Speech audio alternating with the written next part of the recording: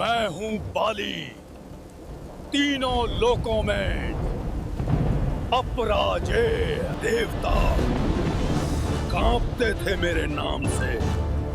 रावण भी मेरी कांख में कैद हुआ था। कौन था जो मुझे चुनौती दे सके? फिर वो आया।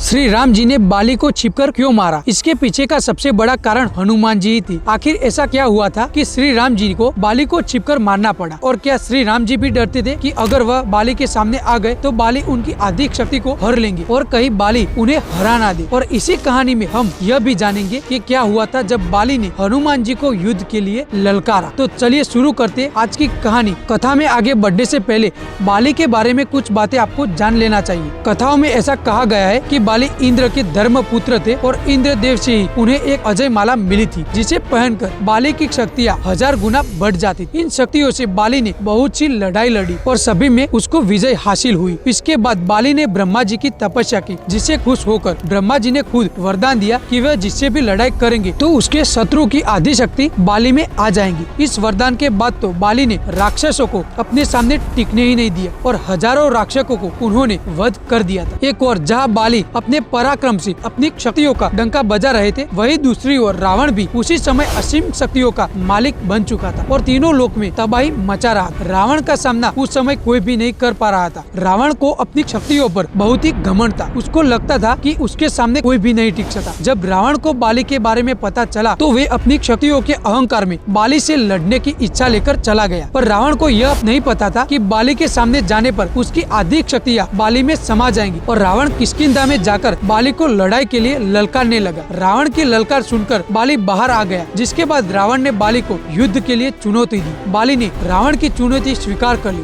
और इसके बाद दोनों में भयंकर युद्ध शुरू हो गया। लेकिन बाली को मिले वरदान के कारण रावण की आधी शक्तियाँ बाली में समा गई, जिससे बाली ने रावण को युद्ध में हरा दिया। इसके बाद बाली ने रावण को अपना बंदी बना लिया। रावण से जीतने के बाद बाली को अपनी शक्तियों पर बहुत ही ज्यादा घमंड हो गया और अपनी ताकत दिखाने के लिए रोज रावण को अपने बगल में लेकर घूमने जाने लगा था। इसके बाद रावण ने बाली से माफी मांगी और दोनों के बीच मित्रता हो गई। लेकिन इसके बाद बाली का घमंड आसमान छूने लगा। एक दिन बाली अपनी शक्तियों के घमंड के चूर में जंगलों में घूम रहा था और पेड़ पत्थरों को उखाड़ उखाड़ कर फेंक रहा था। उस जंगल में हनुमान जी श्री राम जी का जप कर रहे थे। जब बाली हनुमान जी के पास पहुंचा तो उसने हनुमान जी से कहा, क्या पूरे दिन राम नाम जपता रहता है? और बाली ने कहा कि राम नाम छोड़ और अपने राजा बाली का जप करो। हनुमान जी यह सुनकर मंद मंद मुस्कुराए और वापस अपनी भक्ति में बीन हो गए। यह देखकर बाली को बहुत गुस्सा आया। बाली ने हनुमान जी से कहा कि मैं तुम्हारे राम से ज्यादा शक्तिशाली हूँ, कि अगर तुम्हारे राम मेरे सामने आए तो मैं उन्हें भी हरा सकता हूँ। जब तक बात खुद पर थी तब तक हनुमान जी ने कुछ नहीं किया, लेकिन जब बात उनके प्रभु पर आई तो हनुमान जी नहीं रुक पाए और बलि से कहा, हे वानर राज, मेरे प्रभु श्री राम जी से लड़ने से पहले क्या आप इनके इस दास हनुमान जी से लड़ना चाहोगे? अपनी शक्तियों के घमंड में चूर बाली हनुमान जी से लड़ने को तैयार हो गए और बोला, कल भोर होते ही हम युद्ध क्षेत्र में मिलेंगे। यह कहकर बाली अपने कक्ष में चला गया और हनुमान जी वही राम नाम जप में लगे हुए थे। जब ब्रह्मा जी को इसके बारे में पता चला तो वे हनुमान जी के पास गए और हनुमान जी से कहा कि वह यह युद्ध ना करे। हनुमान जी ने ब्रह्मा जी को नमस्कार किया और बोले, ये ब्रह्मदेव, जब तक बात मेरे तक थी तब तक मैंने कुछ नहीं कहा, लेकिन अब बात मेरे प्रभु पर आ गई है, मैं यह लड़ाई अवश्य करूंगा। यह सुनकर ब्रह्मा जी ने हनुमान जी से कहा, हे हनुमान, ठीक है आप युद्ध करो, लेकिन कल युद्ध में आप अपनी शक्तियों का सिर्फ 10वां हिस्सा ही लेकर जाइएगा। बाकी शक्तियों को श्री राम जी के चरणों में छोड़ के जाइएगा और युद्ध के बाद वे शक्तियों को आप वापस ले लेना। हनुमान जी ने ब्रह्मदेव की बात मान ली और अगले दिन युद्ध में अपनी शक्तियों का सिर्फ 10वां हिस्सा ही वह अपने साथ लेकर गए। बाली ने सोचा कि हनुमान एक छोटा सा वानर मात्र है, इससे तो मैं बिना इसकी शक्तियों लिए ही हरा दूंगा। और दोनों के बीच युद्ध छिड़ गया। हनुमान जी जब लड़ाई में विजय होने लगे तब बाली ने हनुमान जी की आधी शक्तियाँ लेने का आह्वान किया और जैसे ही हनुमान जी की शक्तियाँ बाली में जाने लगी तो बाली का शरीर धीरे धीरे विशालकाय होने लगा। बाली समझ नहीं पा रहा था